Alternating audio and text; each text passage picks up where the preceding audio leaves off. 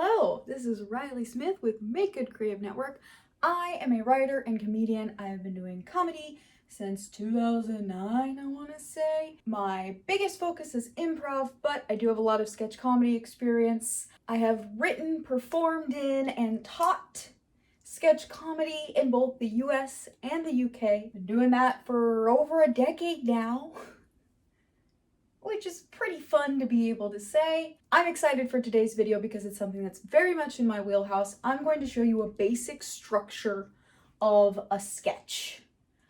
How in comedy a sketch can be structured. This will help you write a sketch, go from idea to actually fleshing it out, figure out, okay, if I have this concept, what do I do with it? Which is usually the hardest part. I'm also going to start with this disclaimer that of course, there's a lot of different ways to do comedy. There's a lot of different ways to understand how sketch comedy works, but this is a basic structure that sums up a lot of what I've learned from UCB, from Groundlings, from observing decades upon decades of sketch comedy, and what I've seen work well for me and the theaters that I've worked with.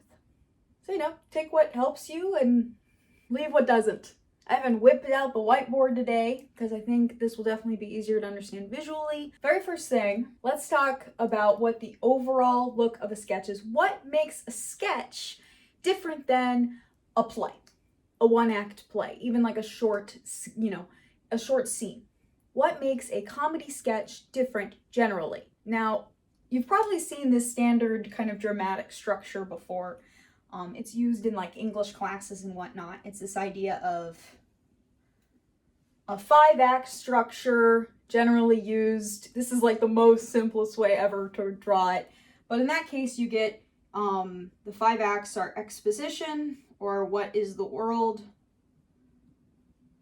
like when we begin?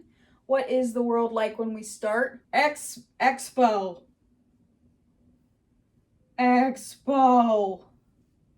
And then you have your rising action.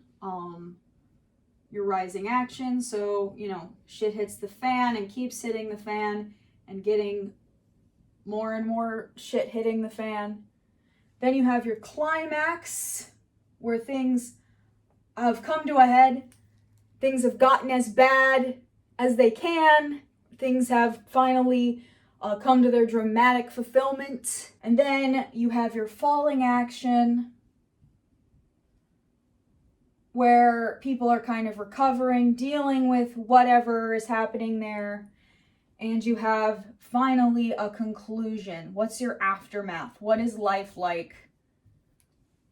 What is life like after everything? So this is a really simple 5-part structure that we were probably taught in school, and a lot of people would be like, that's not actually how it works. But just to give you an idea of this is usually how people consider drama. So how is a sketch different? A sketch is different because it usually ends here. You don't have any of this. You get in and you get out. You don't have any of this falling action conclusion nonsense. You don't need it.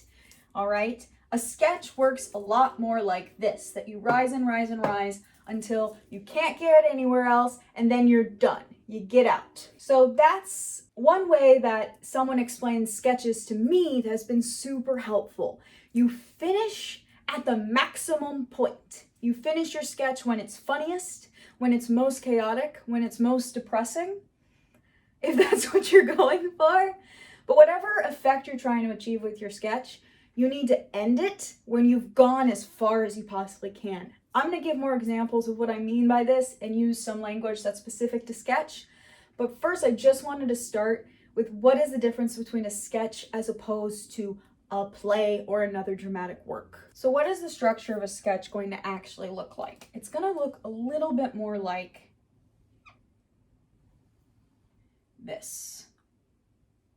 It's a little bit on the top. It's going to look a little bit more like this.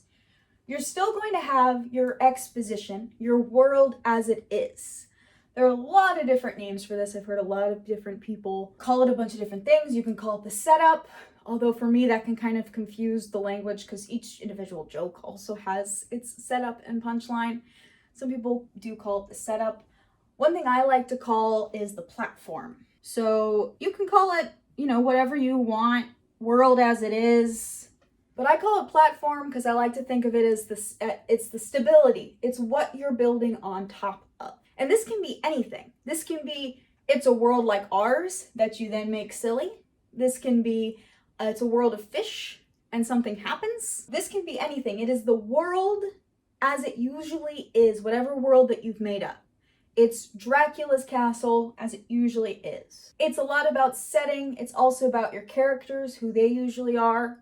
You know, Dracula rises from his crypt. It's the fish people put on their fish suits and go to fish school. It's whatever is the standard for this world. But then you're going to have something very important happen. So notice we're going along this platform. However long you need to set up your world, it could be a line. In a sketch, you don't want to spend too much time in your platform. Simply whatever minimal you need in order to set up your world. I like to use Monty Python as examples. We have the Monty Python sketch with the dead parrot. The Monty Python sketch with the dead parrot. It just makes me laugh just thinking about it because it's so dumb. But so platform is, he walks into a pet store. This is the world as it is. He's in a pet store. It's a regular pet store, like a pet store that you or I might walk into. Two regular dudes, one's running the pet store, one's trying to make a return. Okay, that's our platform. That's it. You just need the setting and a line. Like, welcome to Jolly Jip's pet store, whatever the fuck they say in the sketch. It's probably not Jolly Jip's, but could be. I'll run us through another example of this structure as well once we've put it all together, so you can see it work in another sketch. In that case, I'll use a White as Kids You Know sketch because I love them. So we've set up our platform. We're in a pet store. But for a sketch to actually happen, something funny, something unique or weird has to go on. You can't just have this world, right, that's operating as it normally would be. So what you're going to have is what I like to call, what I've heard called a tilt. A tilt, which is going to occur right there and start our rising action. It's going to start things escalating. Another thing you could talk about this as, you could call this the inciting incident. That's a more like drama, theater major way to look at it, the inciting incident. I like to think of it as tilt because sometimes it's helpful to start a little more subtle by starting, you know, with just a little tilt. Something is a little off in your world. Man walks in, says, "This parrot is dead. I would like to return it." Now that's still a pretty subtle tilt. One could argue that the actual tilt of that sketch is the man saying, "No, it's not. That parrot's fine." Man refusing to admit parrot is dead. That's your tilt. Right? Parrot is obviously dead. Man refuses to admit it. That's weird. That's funny. It's strange for this world that we are in. We started out in a standard pet store. Now we've met this man who is so committed to his salesmanship and not honoring returns that he's going to go the extra mile and absolutely try to gaslight the fuck out of John Cleese. So that's our tilt. But it starts simple. This parrot is dead. No, it's not. Just refuses. Just no, it's not. The parrot's not dead. Simple tilt. It's something small. It doesn't have to be small, but I find that's easier because you're going to want to make it more egregious. You're going to want to escalate as the sketch goes on. So to give an example from the other platform I came up with, fish. Fish going to fish jobs with their fish suits. Maybe there's one fish who really wants to fly. He doesn't want to swim anymore. He wants to fly. I have another video where I talk about like coming up with sketch ideas, and that's where this really comes in. The tilt is what's weird about your character, what's really weird about your world that we didn't realize when we saw the platform, what's the funny occurrence, the strange thing that's going on. And that's the tilt. It usually means that we are messing with audience expectations a little bit. We're changing what they thought they were seeing, or that we are giving them exactly what they expect in an even more exaggerated way. Obviously, there's a lot of things you can do here. But once you do the tilt, you are then ready for your rising action, or another way I like to look at it is your oh, Jesus Christ. I cannot spell. I cannot just like do letters. Your escalation. Oh my God, I'm having a happy birthday moment. Look at that. That's ridiculous. Escalation. I did not leave enough room. But this is your escalation. This is where your beats are going to build. I'm going to explain what a beat is in a second. But an escalation, this is the period of your sketch, it's the bulk of your sketch where things are getting funnier, they're getting crazier, they're happening faster or more often. There's something that is increasing about your sketch. So in the case of the Monty Python Dead Parrot sketch, the man's excuses and reasoning are getting thinner and thinner, and the ways that it's been revealed that he's trying to hide the parrot's death are getting more and more ridiculous. Also, and this is the genius of Monty Python, you can have multiple escalations, multiple things can be escalating at this point. But the man trying to prove the parrot is dead is taking larger and larger liberties with the dead parrot in order to prove it. So he says, this bird has been nailed to its perch. That's even more ridiculous than just saying, no, it's not dead. This is a dead parrot, deceased. He starts listing a bunch of words, right? He's going off on a whole rant about how dead this parrot is, which finally gets him to when he grabs the parrot and smashes its head against the table, which is the part usually where most people are just like rolling and laughing, right? So it escalates to him taking a parrot corpse and smashing it against a counter because the parrot is just that dead. And the other guy still refusing to admit. So that's the escalation. Now, I said these were made up of beats. What are beats? Beats are the building blocks of your sketch. They're like little joke units. So they are setups and punchlines.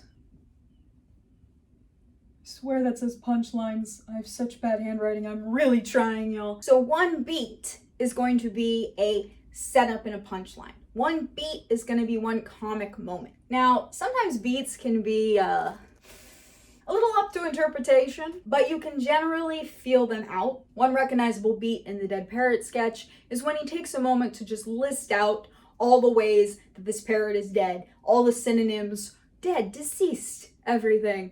That is one beat. So it's a setup and a punchline or a specific gag that is kind of its own unit, that is recognizable as its own unit. The reason I point out beats in terms of escalation is that each of your beats should escalate. They should build on each other.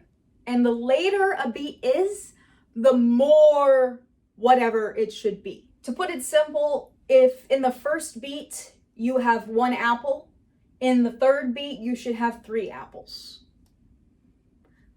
If in the first beat you get slapped in the face, in the third beat you should get slapped 3 times.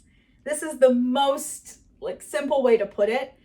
But that's basically it. Every beat should mount. So this is something helpful to keep in mind actually in editing. Sometimes you think of something funny and you put it at the end, but it's not as funny as something you already put closer to the beginning. Move it to the end. This is also helpful during writing. If in my first beat somebody gets smacked in the face, I'm thinking, oh, I want to write my next beat. What is going to happen next? They already got smacked in the face.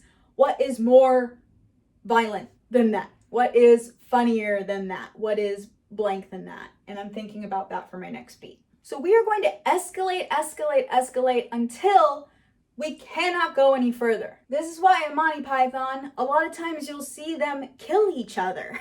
They will shoot each other, or they will just be like, well, and move on now with something completely different because they don't have any more ideas. That's a little bit of a cop-out and kind of postmodern, but you want to get to the point where there's just nothing else that can be done. Nothing else can be done. Everything that could happen has happened. It has exploded. That is what you want in your climax or button. When you get to the button. Now, usually I would say that you get to the climax, everything explodes, and you see I left a little bit of a ledge here. Your button is how you close it out. It's how you put a button on the sketch. You can just stop a sketch once you've reached that huge point. That often works really well. There's a couple other ways to do endings. I'm gonna do a different video that talks about endings though, because endings are hard. In this case, we can just say, once you've escalated past the point of no return, there's no going back to this platform, ever. There's no even going forward, because we've followed our idea, we've followed our joke, our game, all the way to the end. Whatever was funny here, we have followed it to a conclusion. it is kaput, it is blown up.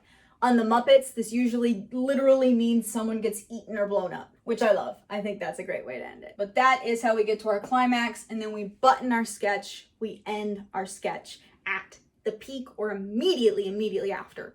You don't want to hang around with a couple other quippy lines. I have a hard time with this sometimes. I'll have like the funniest thing, the funniest line, the end, but then I have a couple other funny things I think the characters could say. And it's really, if you don't end as close as possible to here, you're gonna lose your audience and you lose that really amazing feeling at the very end. So once you reach the point of no return, that's it, your sketch is done. Finish it up as quickly as possible. This is the basic anatomy of a sketch, of a comedy sketch. I'm going to take you through it one time with a Whitest Kids You Know sketch. I think it's beautifully structured, even though it's immensely disgusting. It is so gross, so please excuse me, but I think that it is a great example of this structure and it haunts my memories. So we're gonna talk about it. It's the gag or game of the sketch is that in a business meeting, Timmy reaches into his pants and pulls out a poop. We don't have to get too intellectual with this, y'all. I hate that premise, that's so gross, but the way that they handle it in the structure is so beautiful that I think I really have to use it to explain this further. So I'll link the sketch below, or like the first episode of Whitest Kids You Know, so you can go watch the sketch and see how the structure works. That's the best way to really learn the structure, is to break down sketches when you see them. Watch, really good sketch comedy on television. I think you should leave. It's a great example of this. Key and Peele, obviously, also great. But I'm gonna use from my childhood, Whitest Kids You Know. So we have a platform. I love how they do the platform here, because it's like obviously a bunch of 20-something-year-old dudes, but they sit around this busy business table. They're in a conference room. They all have their suits, and they pull out a folder, and it's like, okay, time to go over the Q2 reports or whatever. They very easily tell you, like, we're in a business meeting. We are in a busy business meeting right now. They're very, it's very easy to make that environment. So that's our platform. We're in a regular old busy business meeting, okay? Then the tilt. Timmy kind of shuffles around and reaches into his pants and just pulls out a whole shit. He just pulls out a whole poop. He's like, ah! And he even like makes it really clear what's happened. Whitest Kids You Know has a way of just like stating what is funny that I really like. May not be everybody's cup of tea, but he's like, oh, and like, of course, the other guys are freaking out. They're like, this is so gross. That in itself is like, okay, kind of funny, but that's not any of the punchlines to the beats. The punchline to the beats is that the boss at the table doesn't want anyone to leave the room. So Timmy's like, oh, I pulled a poop out of my pants. And everybody else is like, that's disgusting. We're in a business meeting and you do that? Oh. And then the boss shuts everybody down and is like, no one is leaving. There's always something. You people are always bringing something up. And he brings up things in the past that like people have done to like interrupt meetings. And he's like, sit down. And people are like, I'm leaving. He's like, sit down. And so every time they have a beat, the interaction gets more heated. There's more yelling. There's more screaming at Timmy for being disgusting. And then the boss is yelling even more so over everybody else. I don't recommend just like more yelling as a very good escalation. But in this case, it was the fact that it was becoming more heated. And then they would go back down into silence at the end of every beat. So they get back into the meeting, right? And the question is, how do we escalate this? We already have this absolutely ludicrous, gross, weird situation. Timmy's literally just sitting there at the table with a poop in his hand. How do we escalate this further? He falls asleep and rubs the turd on his face. And it's just the fucking grossest thing. They're all, and everyone's like, I'm out of here, I'm done. Obviously, there's a lot of business I'm glazing over because I don't want you to have to listen to me just like recount this sketch, but I'm trying to show you how they get to these different pieces. So obviously, we're past the point of no return. Timmy has shit on his face, and then everyone literally leaves except the boss. The boss is like sitting there, and Timmy's sitting there like, huh. And then the boss says, go to the bathroom.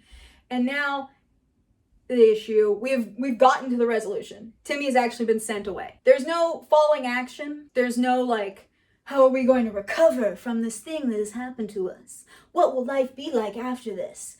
Timmy gets sent to the bathroom. That's it. Joke's over. The joke was Timmy's holding a shit during a meeting, literally in his hand. They escalated that joke as much as possible, and then he got sent away to go get rid of the shit. That's it. End of sketch. Really recommend going and watching it and comparing it to this structure, seeing what you get out of it. If you can stomach it, I guess. But I just think it's a really great example. Also, again, the Monty Python Dead Parrot sketch, really good example. That is the structure or anatomy of a standard comedy sketch, what I've seen to be true in most cases. You have a platform, you have the world as it is. You do this as quickly as possible to let your audience know where we're starting from, what we're building on top of. You have your tilt, something is off, the game begins, the funny thing begins, something strange has happened, trouble has occurred. You have your beats, which escalate. Each beat is funnier, crazier, shittier than the last, until finally you get past the point of no return. The absolute worst has happened. The absolute funniest, but sometimes that's a stressful way to word it. So I like to think that everything has gone as poorly or as well or as far as it possibly can. And then you're done. You finish the sketch. You wrap it up. You've escalated your gag, your joke, your game as far as it can go. It's concluded. Your sketch is over. And you've written a sketch. Dum-dee-dee-dum. Thank you so much for joining me. I hope this was helpful. I'm going to be doing more videos on the anatomy of a sketch. Specifically, we're going to be talking about endings. How do we do a button? But I hope that this is a helpful start. And I might do another video that kind of shows how I would take an idea and take it through this process in order to come to a finished sketch. So we'll have more hands-on examples and things like that, but I've linked a few examples in the comments. So go and watch those. Watch your favorite sketch comedy, what you think is funniest, and look at it according to this. How are they escalating? When are they tilting? How do they set up their platform? How quickly do they set up the world that we're in? And then, like I said in a different video, we will talk about endings, because endings are their own special monster, but there are easy ways to do it. There are quick ways to find a really satisfying ending that work and have worked for centuries, possibly millennia. If you want to check that video out, make sure you subscribe so you can catch it when I make it and put it out for you. Thank you so much for joining me. Let me know if this was helpful in the comments below. If you feel like you are stuck and you're looking at this like, okay, I get it, but I have no ideas, I'm feeling blocked, I have another video about how to make sketch comedy ideas. I also have a quiz called the 21 Creativity Killers. That quiz will ask you a couple of questions and help you figure out what is blocking your creativity specifically. So if you're really struggling to come up with sketch writing ideas, or you're struggling to finish anything, to actually finish it to a point where you could perform it or even show it to people in written form, take the quiz. It will help you figure out what's blocking you and how you can kick that particular creativity killer in the butt. Most importantly, let's go make some comedy.